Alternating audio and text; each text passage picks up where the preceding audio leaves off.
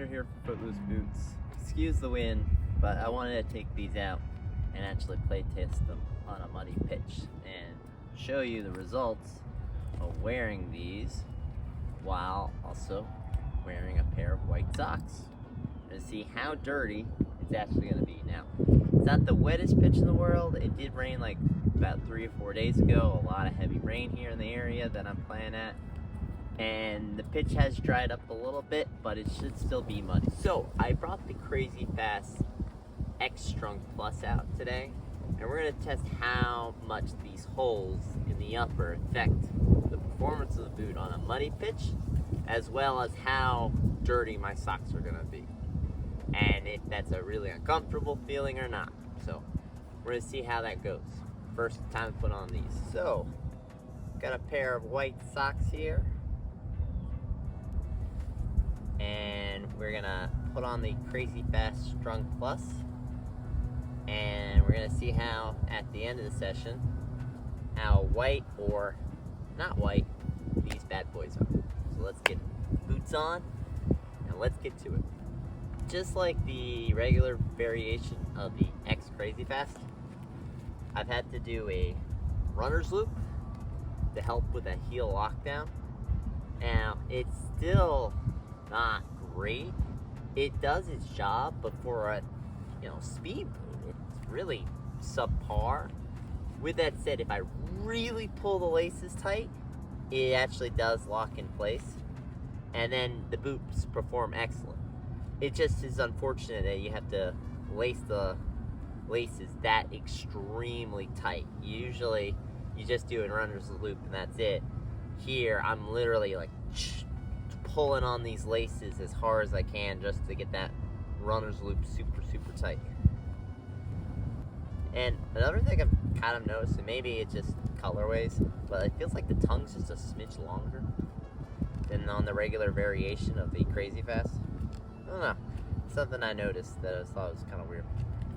Again, pulling these laces really tight because a heel lockdown's not so great.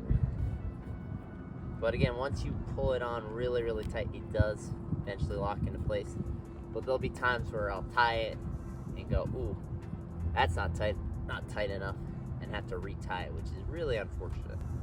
Because you really don't want to be messing around, especially with a speed boot, concerned about the lockdown in the heel area.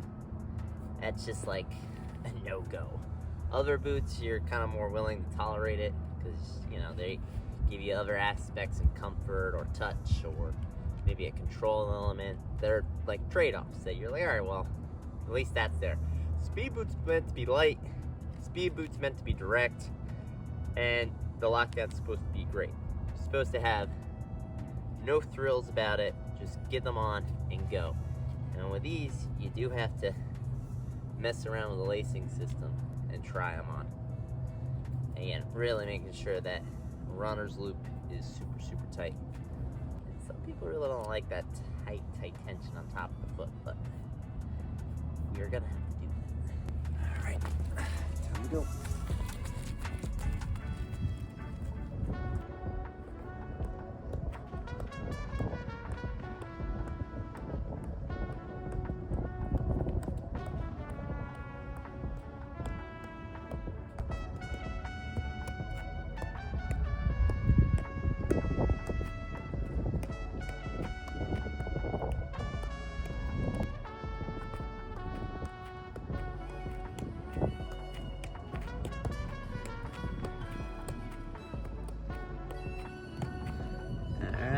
Here is what they look like after just a few minutes of juggling. Now, granted, I will admit, they didn't really look that pretty to begin with all the turf scuff marks already lacing the boots in a kind of hideous black gray, but now we have brown shit. So we're gonna keep going, see how this goes.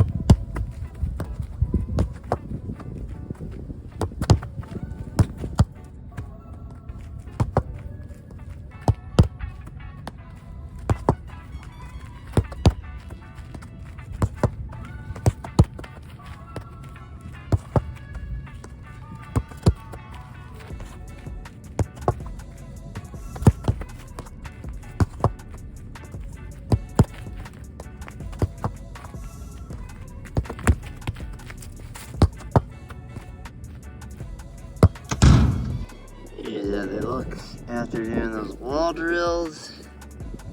Yeah, getting very muddy. Yeah.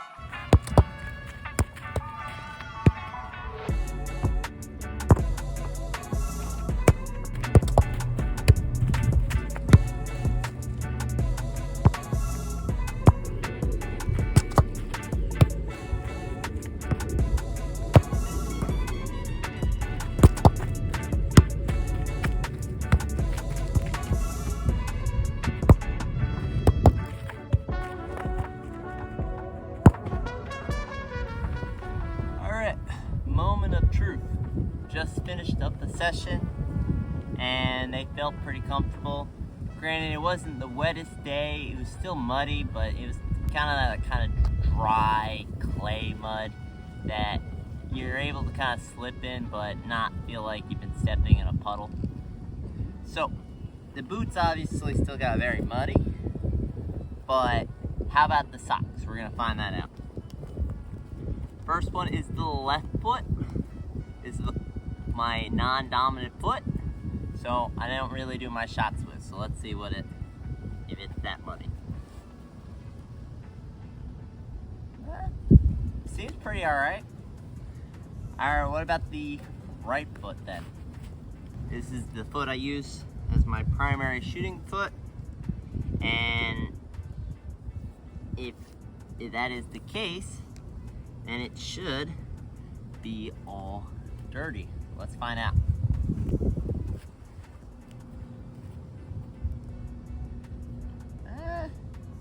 Pretty alright, to be honest. I mean, a little bit up the top, that's where it was kind of exposed. Really not that much.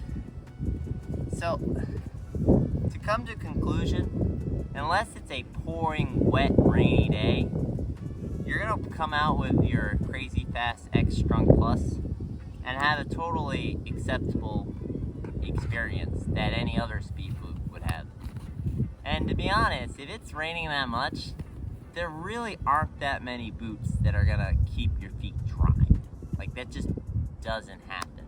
Maybe the Lotto Solista 100, 200 series, but you know, I have a video of the Nike Vapor 14s in which a fluke rainstorm came in, just poured tons of water, and literally as I was walking around, my feet were splooshing about. So if it's raining and wet, you're gonna get your feet wet.